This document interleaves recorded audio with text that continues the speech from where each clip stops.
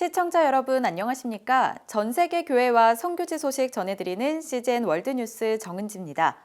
첫 번째 소식 CBN에서 보내온 소식부터 전해드립니다. 이란의 히잡 반대 시위가 전국적으로 거세지고 있습니다. 그리고 종교경찰의 손에 숨지는 여성들이 늘어나고 있습니다. 자세한 소식 알아봅니다. 시위에 참가한 학생들이 독재자에게 죽음을 이라고 외칩니다. 22살의 마으사 아미니가 히잡을 제대로 착용하지 않았다는 이유로 경찰에 체포됐다가 의문사하면서 시작된 시위는 정권 교체 요구를 향한 외침이 됐습니다. 히잡 시위는 현재 전 세계로 확산되고 있습니다. 파리, 로마, 산티아고, 칠레, 그리고 수많은 도시에서 시위대가 거리로 나왔습니다. 시위에 동참한 여성들은 머리카락을 자르며 항의를 표하고 있습니다. I cut them for show my solidarity with the women in Iran because it's the minimum things that I can do. And all I have to say about this is that it's about time, because for over 40 years, the people of Iran have been dealing with this, and the West, despite the fact that they're supposed to be a bastion of liberal values, true liberal values and progressive values, equality between men and women, we have not stepped up enough when it comes to supporting the people of Iran against this dictatorship. 한편 이란의 정치 지도자들은 최고 지도자에 대한 충성을 다짐했고 에브라힘 라이시 이란 대통령은 시위자들이 대가를 치를 것이라고 맹세했습니다. Those who took part in these disturbances and disturbed the security of the society and harmed people's lives and belongings must be brought to justice, including those who provoked them or encouraged them to protest. 지금까지 150여 명이 이란 종교경찰에 의해 희생됐습니다. 이 영상에서는 한 경찰이 시위자를 향해 무자비하게 총격을 가합니다. 또 수백 명이 체포됐고 고문당한 것으로 알려졌습니다. 최근 시위가 있었던 테헤란의 샤리프 대학교는 전쟁터와 다름없습니다. 이란 군대가 학교를 둘러싸고 학생들이 학교에서 나가지 못하게 합니다. 이란의 마지막 국왕의 아들 레자 팔레비는 소셜미디어에 이슬람 정부가 샤리프 대학 학생들에게 총격을 가했는데도 미국은 이 범죄 정권에 수십억 달러를 보낼지 모른다고 지적하며 미국과 이란의 핵 프로그램 협상을 언급했습니다. 미국의 한 고위 행정부 관리는 현재 진행되고 있는 시위에도 불구하고 미국은 이란과 협상을 계속할 것이라고 밝혔습니다. 전문가들은 제재 완화로 2030년까지 이란에 최대 1조 달러를 지원하게 될 것이며 이 자금은 이란 정부가 자국민 탄압과 테러 활동을 계속하게 할 것이라고 경고했습니다. 이어서 이란과 중동 지역에 복음방송 사역을 하는 단체 하트포 이란의 마이크 안사리 대표가 현재 시위에 대한 자세한 소식 전해드립니다. 마이크 안사리 대표는 이란의 반정부 시위가 처음은 아니지만 과거와는 다른 분위기라고 전했습니다. Well, Wendy, this is a big deal. This time around, Iranian protesters, they don't seem to be afraid. Iranian government has realized that they're dealing with an unprecedented threat from their own people. The slogans, as you just heard, against the Ayatollahs are echoing across the world. But this time we've seen an expression of unity between Iranians in diaspora and the ones in the country of Iran. The global protests across London, Paris, Berlin, New York, DC are still going on. These people know that if Iran is successful in developing a nuclear weapon, it becomes more entrenched and more violent. So people are calling us from Iran and asking why the world leaders and most of the Western media are not doing more. The general sentiment is that if the current regime is mercilessly killing its citizens now, just imagine what it would do when it has access to nuclear weapon. 이란 종교경찰의 시위대 강경 진압은 이란인들, 특히 젊은 세대 사이에 반정부 정서를 확산시키고 있습니다. Well, Iranian morality police, along with IRGC and the Basij brigades, they're all extensions of the regime. People have lost faith in Islamic Republic. The new generation, Wendy, this is interesting, is not asking for a reformed Islamic system anymore. They want the Islamic system out. They see the corruption, mass execution, rape, detentions, there are fruits of Islamic establishment, and they want it out. Now, there are two challenges to this anti-regime protest that we're seeing. Number one, the lack of leadership. And number two, Iran's security forces is most likely going to continue to mercilessly confront these people. So we will probably see more bloodshed. And yes, it is possible that the current protests may lose momentum or even eventually be quashed, but this pattern will repeat itself again. 이란인들은 국제사회에 적극적인 지지를 호소합니다.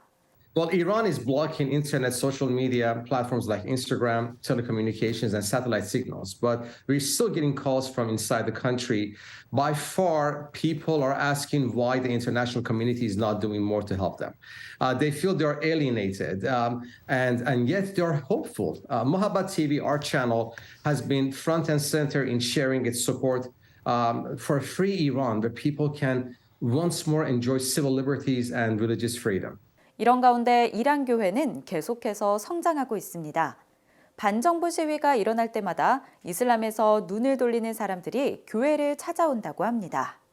Historically, when there are uprisings like this in Iran, people turn away from Islam, move towards secularization, and many seek other options. We're still seeing that dreams and visions are a major factor in people turning to Christ. The underground church is very healthy, is thriving, is growing. And as we see these uprisings, people turning away from Islam, there are more people that are adding to the underground church movement. So please pray for God to establish His church in Iran.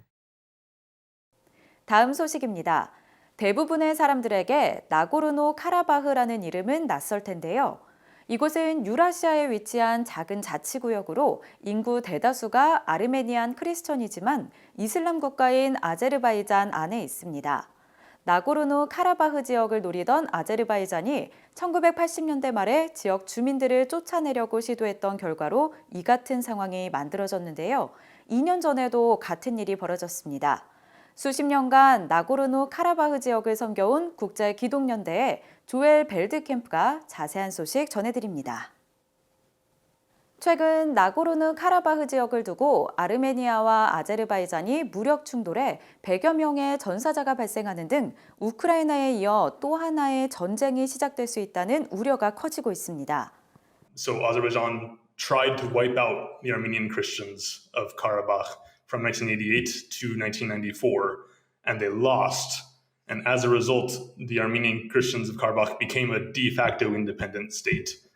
And the conflict was kind of frozen there until 2020. So it wasn't fully resolved, but at least the Armenian Christians of Karabakh were free. They were in charge of their own destiny. They were ruling themselves. They were at peace. And then in 2020, Azerbaijan attacked again. And this time they won the war. It was a ferocious war. 7,000 people were killed in just 44 days. And some 35,000 Christians were driven out of their homes. And the Armenian Christians of Karabakh lost a lot of their land. And where we are today is that Azerbaijan has this region surrounded militarily, pretty much. And the only thing defending them is this small group of Russian peacekeepers. And as you say, this is not a good time to have Russia be your only protection. 이 같은 상황으로 나고르노 카라바흐의 크리스천들에 대한 박해가 예상됩니다. It is in the sense that this is a Christian people that stronger powers have decided should be destroyed, right? The government of Azerbaijan is secular, so it's not because they want to see Islam be victorious in the region necessarily, but they do see this distinct Christian population and they see them as a threat and they want to wipe them out. So at least for my organization, Christian Solidarity International, it's in our name, right? People are trying to wipe out our Christian brothers and sisters in a different part of the world. We want to be there for them. We want to support them.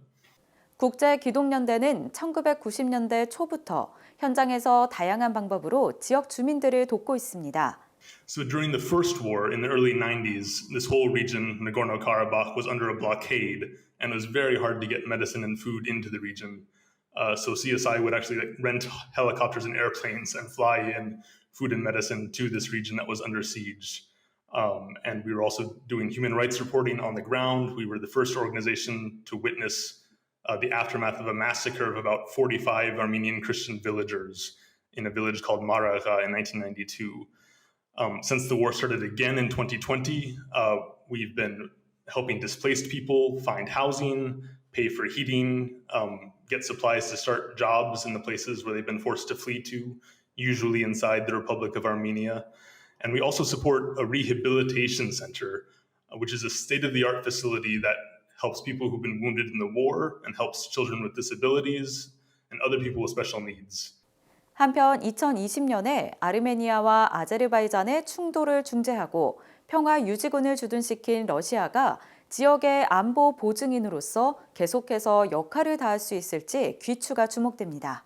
The worst case scenario is genocide. I mean, we've seen every time Azerbaijan has conquered territory that has Armenian civilians living on it, those civilians are either executed or taken hostage and never heard from again. During the last war, there was a video that Azerbaijani soldiers themselves made of themselves cutting off the head of a 69-year-old civilian who had just decided not to flee. He decided he wanted to stay with his house. He wanted to make sure his house was okay. They came and they just killed him. So it is really not possible for Armenians to live under Azerbaijani rule. So if Azerbaijan conquers this area, that's it. That's it for the Armenian people in this region. We've even seen in other areas that Azerbaijan has conquered that not just getting rid of the people, they get rid of every trace of Armenian history. So churches that are thousands of years old, cemeteries, carvings, inscriptions are just bulldozed, erased, as if they were never there. 마지막 소식입니다. 미국의 루 잉글 목사가 전국적인 낙태 전쟁을 해야 할 때라고 촉구합니다. 이를 위해 콜로라도에서 대규모 성찬 집회를 엽니다. 루 잉글 목사는 20년간 대법원 앞에서 낙태 중단을 촉구하며 기도 집회를 열어왔습니다. 그리고 지난 6월에 그 기도는 응답됐습니다. We wept for days, we had believed very strongly that God would shift the Supreme Court. So when we heard it, it's like I've heard great leaders say, it's the greatest miracle we've ever seen. We've just seen a parting of the Red Sea. 그러나 그는 낙태 전쟁이 끝난 것은 아니라고 말했습니다. Right now, I live in Colorado. It's the first state that legalized abortion in 1967. Our governor just passed and signed a bill legalizing the killing of babies up to the moment of birth, with no restrictions. So we now are gathering a company of people. We're actually trying to gather all of Colorado, and we want to call all 50 states, representatives from 50 states. 이번 집회는 성찬을 통해 보혈의 능력을 강조하는 집회가 될 예정입니다. We want to invite people to come 7 hours to seek God, to pray for the states, that God would now raise up this prayer. Jesus, I plead your blood over my sins and the sins of my state. God, end abortion and send revival to Colorado. We're calling it the Great Communion Revival. Wherever I go, it's amazing.